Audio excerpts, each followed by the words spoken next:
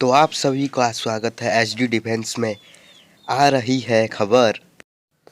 भारत की सेना ने चीन का मुकाबला करने के लिए ऐतिहासिक सुधार में तेजी लाई।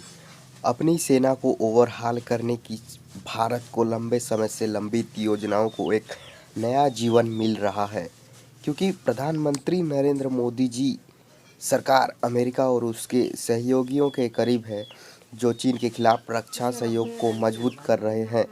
मोदी जो ऑस्ट्रेलिया के स्टॉक मॉरिसन और जापान के योशिहिदे सुगा के साथ शुक्रवार को व्हाइट हाउस में क्वाड नेताओं की साथ एक मीटिंग करेंगे। सन 1947 में स्वतंत्रता के बाद भारत की सेना के सबसे बड़े पुनर्गठन के लिए कदम उठा रहे हैं। सेना वायुसेना को एकीकृत करके कदम और नौसेना तो अब घोड़े समन्वय के साथ काम करती है।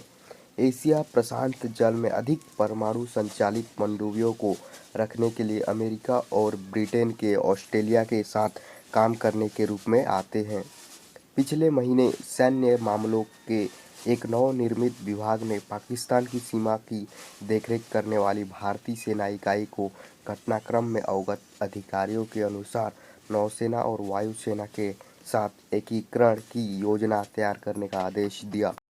उस मॉडल को पूरे देश में दोहराया जाएगा, इसलिए पूरी सेना 2024 तक एक नए संचालन ढांचे के तहत है, अधिकारियों ने कहा।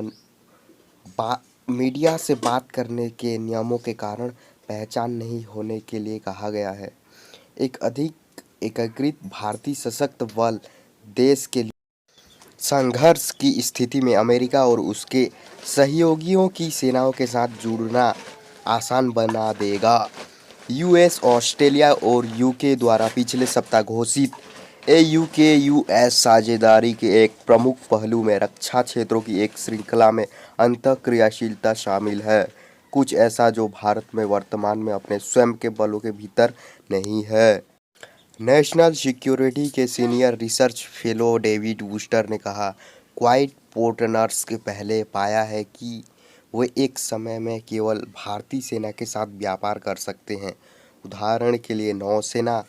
लेकिन अमेरिका में गुरुवार को मोदी ने व्हाइट हाउस में क्वाइट बैठक से पहले मॉरिसन, शुग और अमेरिकी उपराष्ट्रपति कमला हैरिस से अलग अलग मुलाकात की।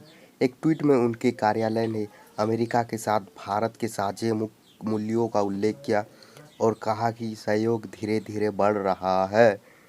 भारतीय नेताओं ने तख्तापलट से बचने के लिए सैन्य कमान और नियंत्रण को विभाजित रखा, जो कभी पड़ोस में आम था, जबकि नौकरशाही और सैन्य अधिकारियों के एकीकरण के प्रस्तावों के विरोध किया है, जो 1999 के दशक के आसपास रहे हैं।